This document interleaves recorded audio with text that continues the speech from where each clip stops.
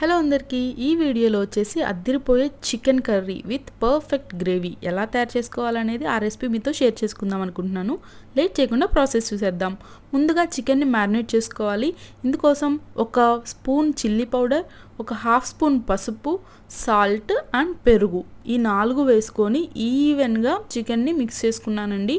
ఒక 1 అవర్ అయితే ఫ్రిడ్జ్లో అయితే పెట్టుకున్నాను. ఆ తర్వాత తాలింపు అయితే బేసిక్ అండి.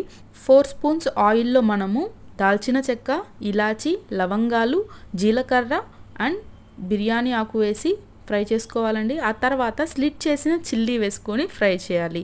సో ఇది చాలా బేసిక్ తాలింపు. ఆ తర్వాత మనము మ్యారినేట్ చేసి పెట్టుకున్న చికెన్ పీసెస్ని ఈ ఆయిల్లో వేసుకోవాలి. ఇదంతా నేను మెజర్మెంట్స్ వచ్చేసి ఒక 1/2 kg చికెన్ కోసం చెప్తున్నానండి. దానికి తగ్గట్టుగా మీరు ఎక్కువ క్వాంటిటీ తీసుకున్నట్లయితే దాన్ని బట్టి అడ్జస్ట్ చేసుకోవచ్చు. ఒక్కసారి వేసుకున్న చికెన్ మొత్తాన్ని ఈ తాలింపు పట్టేలాగా ఒక్కసారి మిక్స్ చేసేసుకుందాము. సో దట్ మన ఈచ్ అండ్ ఎవ్రీ పీస్కి మసాలా అయితే పడుతుంది కాబట్టి. ఇలా మిక్స్ చేశాక మనము మూత పెట్టుకొని ఒక 10 minutes లో ఫ్లేమ్లో ఉడకనిద్దాము. ఈలోపు మనం ఒక పేస్ట్ అయితే రెడీ చేసుకుందాము. ఒక ప్యాన్లో ఆయిల్ వేసుకొని దాంట్లో ఒక టమాటో, ఒక మీడియం సైజ్ ఆనియన్ వేసుకొని బాగా మగ్గనివ్వాలి. దాంట్లో ఒక కప్ ఆఫ్ కొత్తిమీర కూడా వేసి ఫైనల్గా 1 minute మగ్గనిచ్చాక అది ఆరిపోయాక ఒక 4 to 5 జీడిపప్పులను కూడా యాడ్ చేసుకొని మెత్తగా ఇలా పేస్ట్ అయితే తయారు చేసి పెట్టుకున్నామండి. మనం చూసాం కదా చికెన్ అయితే బాగా బాయిల్ అవుతుంది. ఎందుకంటే మనం ఒక్క చుక్క కూడా వాటర్ యాడ్ చేయలేదు. చికెన్ పీసెస్ నుంచే వాటర్ వచ్చి బాగా బాయిల్ అవుతుంది. దీన్ని మనము ఆయిల్ ఫ్లోట్ అయ్యేంత వరకు బాయిల్ చేద్దాం. సో మీరు చూస్తున్నారు కదా వాటర్ కొంచెం తగ్గిపోయి ఆయిల్ అనేది ఫ్లోట్ అవుతుంది అనమాట. సో మనకి పర్ఫెక్ట్గా చికెన్ అయితే కుక్ అవ్వబోతుంది.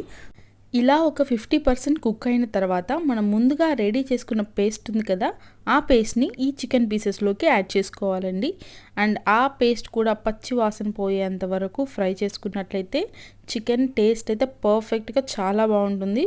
సో పూర్తిగా ఇలా ప్రతి ముక్కకి కూడా ఆ పేస్ట్ కలిసేలాగా మనము నీట్గా మిక్స్ చేసుకొని పెట్టుకోవాలి. ఈ స్టేజ్లో మనము ఉప్పు, కారం ఇవన్నీ కూడా టేస్ట్ చూసుకొని మంచిగా సరిపోకపోతే యాడ్ చేసుకోవచ్చండి. తర్వాత మన గ్రేవీ ఎంత కన్సిస్టెన్సీ, ఎంత థిక్గా ఉండాలి అది చూసుకొని దానికి తగ్గట్టుగా వాటర్ యాడ్ చేసుకొని ఇంకొంచెం సేపు చికెన్ని బాగా బాయిల్ చేయండి. ఎందుకంటే చాలా సాఫ్ట్గా ఉంటుంది. తర్వాత కొద్దిగా చికెన్ మసాలా పౌడర్ని యాడ్ చేసుకోవాలి. తర్వాత మూత పెట్టుకొని మగ్గించుకున్నట్లయితే మనకి ఆయిల్ అంతా ఫ్లోట్ అయిపోతుంది. చివరిగా కట్ చేసి పెట్టుకున్న కొత్తిమీరని వేసుకోవాలి. కొత్తిమీర వేసాక మనకి చికెన్ కర్రీ గ్రేవీ అనేది చాలా మంచి టేస్ట్ వస్తుందండి. చాలా సింపుల్. చూసేసారు కదా రెసిపీ. ఇలాంటి బోల్డ్ అండ్ రెసిపీస్ మన ఛానల్లో ఉన్నాయి. మీరు ట్రై చేసి ఎలా వచ్చిందని నాకు కామెంట్ సెక్షన్లో తెలియజేయండి. సో ఇలాంటి బోల్డ్ అండ్ రెసిపీస్ కోసం మన ఛానల్ని సబ్స్క్రైబ్ చేసుకోవడం మాత్రం మర్చిపోకండి. మరిన్ని వీడియోస్తో మీ ముందుకు వస్తాను. Until then bye bye.